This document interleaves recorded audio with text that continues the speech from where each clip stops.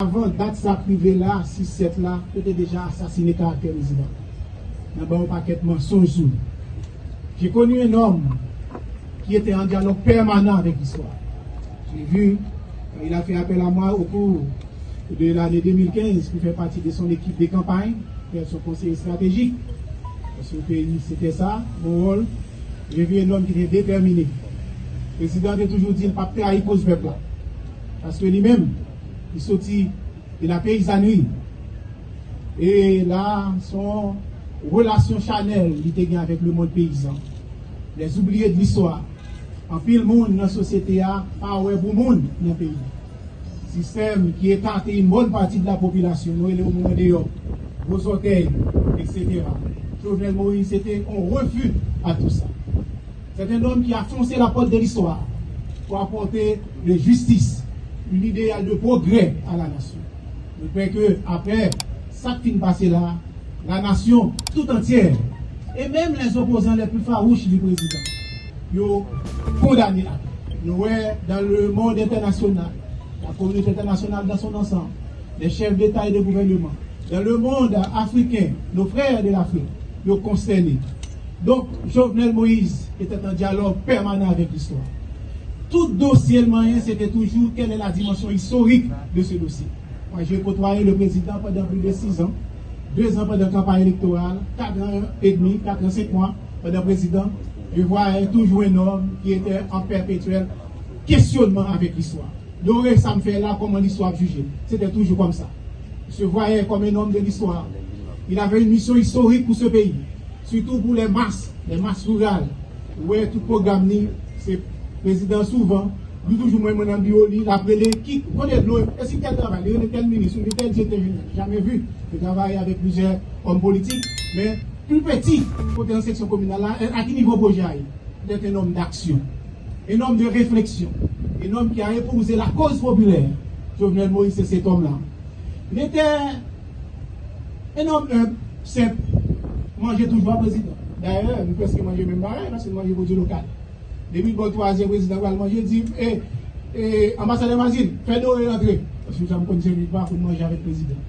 Pour moi, ce n'était pas un conseiller, c'était un ami. Nous dialoguions autour de la table, on discutait. On discutait de l'affaire du pays. J'ai jamais vu le président Jovenel Moïse rien pour personne. Mais son problème à lui, c'était les misères, la masse populaire haïtienne. C'était ça qui était massé, ça qui était problème.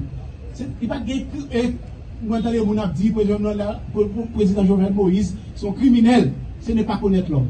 Ce n'est pas connaître l'homme. Le président Jovenel Moïse n'a pas 100 moun sous lui. Son principal ennemi, c'était la misère du peuple haïtien. Plus de 80% de la population dans la misère. Alors que si nous utilisons les moyens, comme il te dit, terre, sol, si nous mettons l'énergie nous ensemble, nous avons fait beaucoup de choses pour payer ça. Parce que plus que 200 ans avant, nous avons gagné, on peut la perle des Antilles. C'était cet homme-là qu'on a assassiné. On a assassiné les rêves. L'homme, il y a les 2 corps du président. Le corps immortel, la nation dans son ensemble, déjà embrassé déjà. Projet ça pas pour nous. Mais il y a le corps, je dirais, naturel, qui est parti. On l'a sacrifié du 6 ou 7. ça, c'est la famille. Mais la nation dans son ensemble reconnaît Jovenel Moïse après toutes ces ouvertures, après Dessalines. C'est un héros de notre pays. C'est un héros pour les gens qui luttent pour sortir d'un système d'exploitation, pour sortir d'un système qui exterminait les plus faibles. Jovenel Moïse, c'est cet homme-là qu'on a assassiné. Jovenel Moïse, le président de la République, c'était un homme de l'histoire, c'est un acteur de l'histoire. Tout ce qu'il faisait, il voit l'histoire. Qu'est-ce qu'il fait pour rendre meilleures les conditions de vie de la population? C'était ça son rêve. Il n'avait pas de haine pour personne. Jovenel Moïse, c'est un exemple de dignité face à l'humiliation. Jovenel Moïse, c'est un exemple de liberté, de lucidité face au désespoir. Jovenel Moïse, c'est cet homme-là qu'on a assassiné. Aujourd'hui, toute la nation, moins ça va passer dans la diaspora haïtienne, dans les villes de province, dans la paysannerie, dans le Grand Nord, tout le monde mobilisé. Parce qu'on a un paquet de menti sous le président. Il a fait plus de 4 ans, il a assassiné 4 présidents. Il y a un paquet de mensonges. Vous savez, dans l'histoire de l'humanité, les menteurs ils ont fait plus mal à une société que Jean-Yves n'a pas pensé. Donc, tuer le président par le mensonge, ou vendre mensonge, entendez parler Petro-Caribé. Le président Jovenel Moïse a fait réaliser l'étude sur le Petro-Caribé. Il a l'enquête. Il a l'enquête. Je peux vous assurer, il a l'enquête. Il est un homme de courage, il est en contact permanent avec l'histoire, un dialogue constant avec l'histoire. Parce qu'il a toujours dit que ses origines, là, côté de Sotia, il va gagner à trahir toute population. Parce que déjà, d'ailleurs, le président Jovenel Moïse, même avec conseiller, par exemple, moi-même, personnellement, je me rappelle de mon entreprise, le président dit, on va faire fermer l'entreprise. Premier acte, fermer l'entreprise. Il dit, non, on va aller au scandale autour de lui.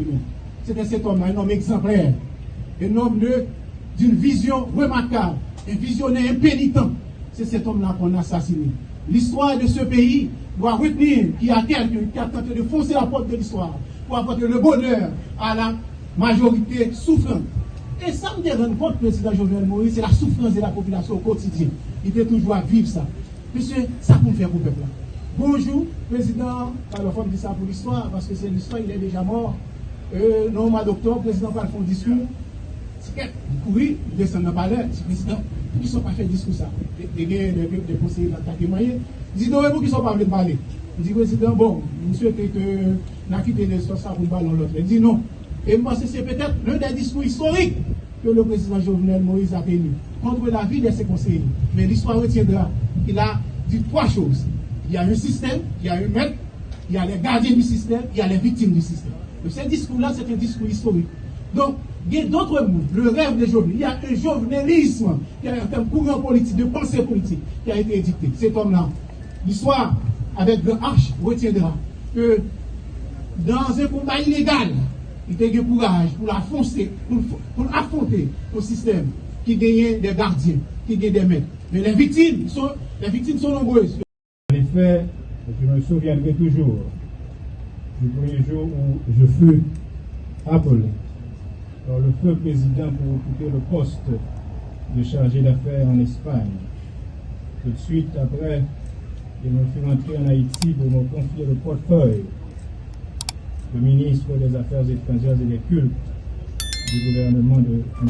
Fitzwilliam Michel, qui, malheureusement, n'avait pas pu recevoir l'onction du Sénat de la République. J'ai dû retourner bredouille à mon poste diplomatique en Espagne. Depuis, une amitié franche et sincère s'est développée entre le chef de l'État et moi-même.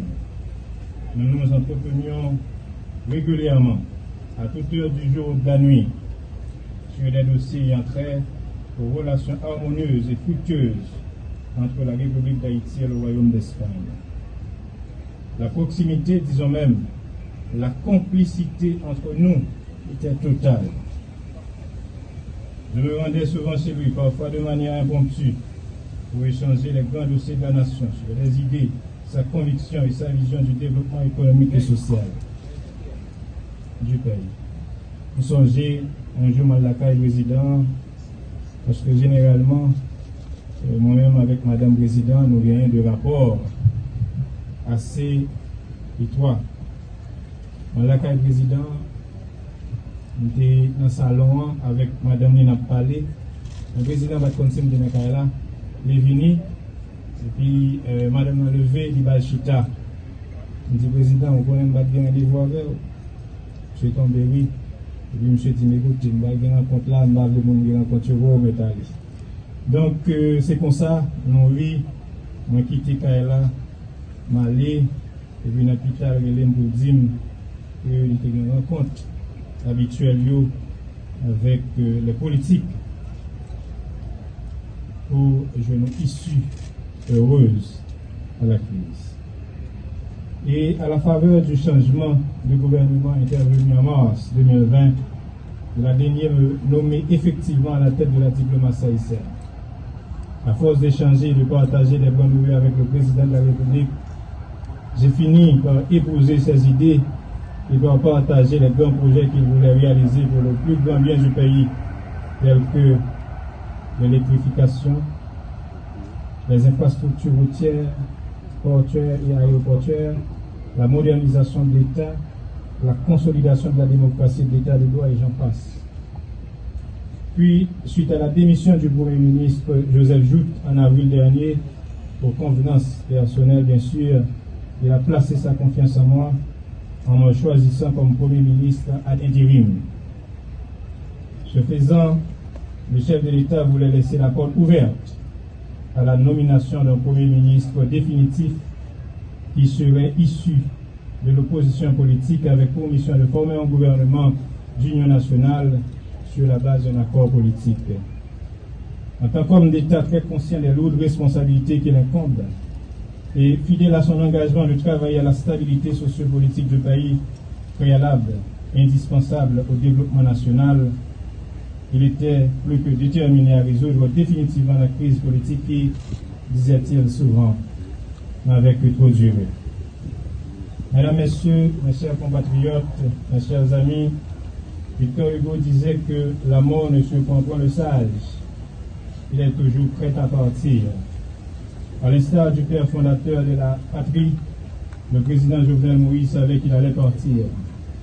L'empereur Jean-Jacques Dessalines disait: après ce que je viens de faire dans le Sud, si les citoyens ne se soulèvent pas, c'est qu'ils ne sont pas des hommes. Par cette phrase emblématique, il a signé son arrêt de mort. La nation haïtienne est frappée durement. Notre pays est meurtri par la disparition brutale du chef de l'État, son Excellence, M. Jovenel Moïse. Il y a un monde qui compare le président Jovenel Moïse avec Dessalines. Je crois que son comparaison qui gagne toute importance. Il y a une seule différence. Les Dessalines qui mourent, le monde qui touille lieu, c'est eux qui ont défini l'agenda politique là. Et ils ont imposé pour ne pas citer nos Dessalines dans le pays pendant environ 50 ans. C'est le contraire avec le président Jovenel Moïse.